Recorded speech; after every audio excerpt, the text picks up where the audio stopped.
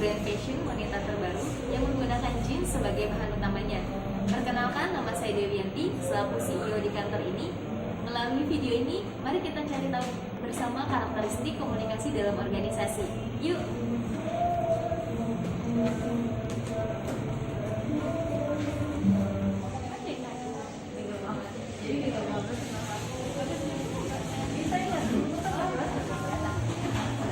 Seperti yang terlihat, perbincangan yang terjadi antar karyawan yang membahas mengenai pekerjaan termasuk ke dalam karakteristik komunikasi organisasi semi formal. Selamat pagi.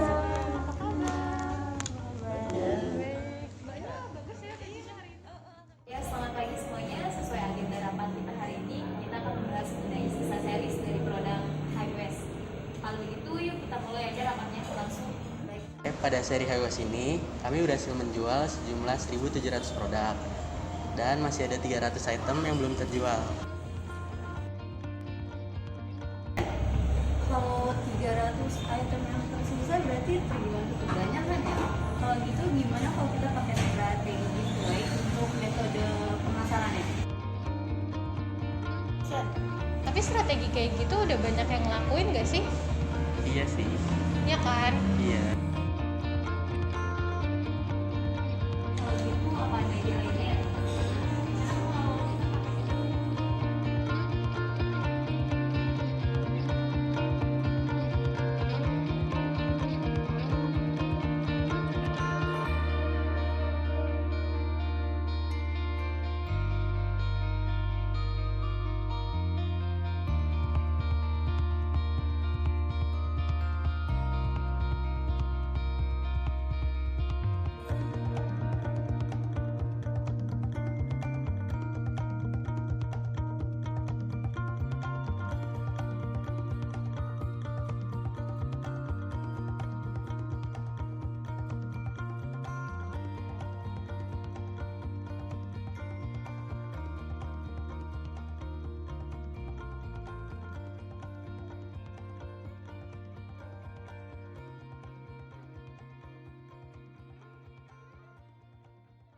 Action.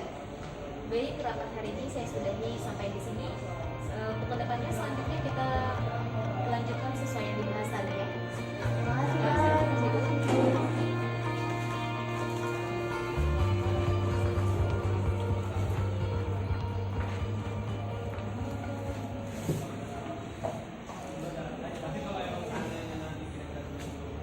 Jadi perbincangan antara karyawan dengan atasan seperti yang terjadi dalam rapat tadi merupakan salah satu contoh karakteristik komunikasi formal yang terjadi di dalam sebuah instansi.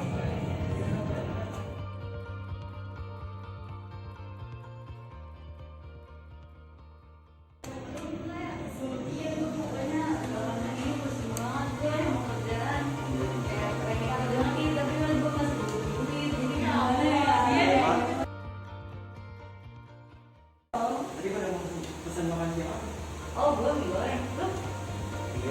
Ya ampun, gantian baik lagi dia nih. aja, metala lagi.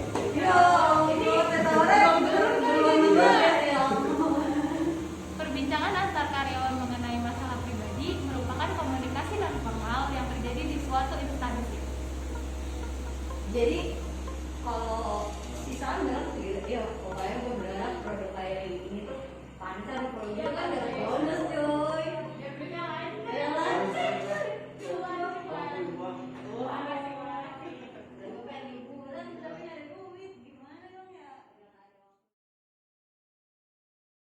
Hai semuanya, salam kenal, saya Kia, sutradara sekaligus penulis dari video ini. Di sini saya akan menjelaskan mengenai tujuan kami membuat video ini, yaitu untuk memenuhi tugas akhir pada mata kuliah komunikasi organisasi. Pada video ini kami ingin membahas mengenai salah satu contoh perilaku kelompok dalam organisasi yang direalisasikan dalam kehidupan perkantoran. Perilaku kelompok dalam organisasi sendiri adalah aktivitas yang dilakukan dua atau lebih individu yang berkumpul dan berinteraksi sebagai anggota organisasi untuk mencapai tujuan organisasi tertentu yang telah disepakati. Sebelum lanjut ke dalam pembahasan, saya akan mengulas sedikit mengenai peran-peran yang ada dalam video yang sebelumnya. Untuk peran yang pertama ada peran CEO yang diperankan oleh Dewi. CEO atau Chief Executive Officer adalah seorang pemimpin dalam perusahaan dan beberapa di antaranya juga merupakan seorang pendiri dari perusahaan tersebut. CEO memiliki tugas bertanggung jawab secara primer, termasuk membuat keputusan inti perusahaan. Lalu peran selanjutnya ada manajer keuangan yang diperankan oleh Aditya. Manajer keuangan adalah seseorang yang mengurus semua fungsi keuangan penting dari suatu perusahaan. Adapun tugas utama dari manajer keuangan adalah bertanggung jawab untuk membantu perencanaan bisnis dan pengambilan keputusan dengan memberi nasihat keuangan yang sesuai dengan keadaan perusahaan saat itu. Lalu ada peran manajer produksi yang diperankan oleh Chandra. Manajer produksi adalah seseorang yang terlibat dalam koordinasi, perencanaan, dan juga kontrol proses produksi serta bertanggung jawab terhadap proses dan barang di dalamnya. Sehingga proses produksi bisa dilakukan secara efisien dengan jumlah yang akurat sesuai dengan anggaran biaya serta berkualitas sesuai dengan standar. Selanjutnya ada peran manajer marketing yang diperankan oleh Kia atau saya sendiri. Manajer marketing adalah seseorang yang bertugas menetapkan tujuan-tujuan pemasaran produk bagi suatu perusahaan, perencanaan dan pelaksanaan aktivitas untuk memenuhi tujuan-tujuan dari perusahaan. Dan yang terakhir ada peran sosial media marketing yang diperankan oleh Andin.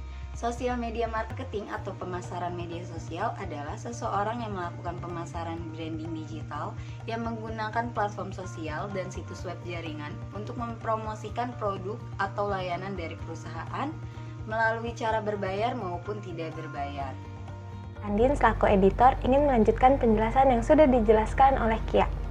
Dalam pembahasan mengenai perilaku kelompok dalam organisasi, menurut Khairul Umam, perilaku organisasi adalah suatu bidang studi yang mempelajari dampak dari perorangan, kelompok, dan struktur pada perilaku organisasi agar bisa menerapkan pengetahuan terkait tentang berbagai hal tersebut demi perbaikan efektivitas suatu organisasi. Berdasarkan alasan terbentuknya, kelompok organisasi dapat dibagi menjadi dua, yaitu kelompok formal dan informal. Kelompok formal adalah kelompok yang terbentuk karena tindakan manajerial organisasi dirancang secara internasional untuk mengarahkan anggotanya ke arah tujuan organisasi. Dalam kelompok formal, perilaku anggota yang terikat dalamnya ditentukan dan diarahkan pada tujuan organisasional. Sedangkan kelompok informal adalah kelompok yang berkembang secara alamiah di antara individu tanpa pengarahan dari organisasi di mana mereka bekerja.